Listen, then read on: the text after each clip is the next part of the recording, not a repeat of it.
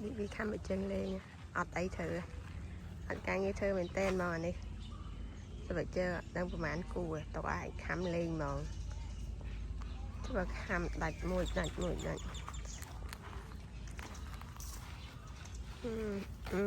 bị bao bị khăn thì chết ạ thì ban thì chết mây ở thì lai khăm đi khăm lăng đi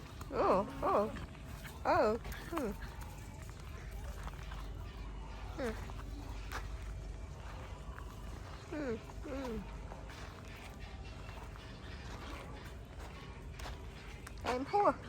để khăm mà chơi món em hua cô nè em hua em hua chưa con nè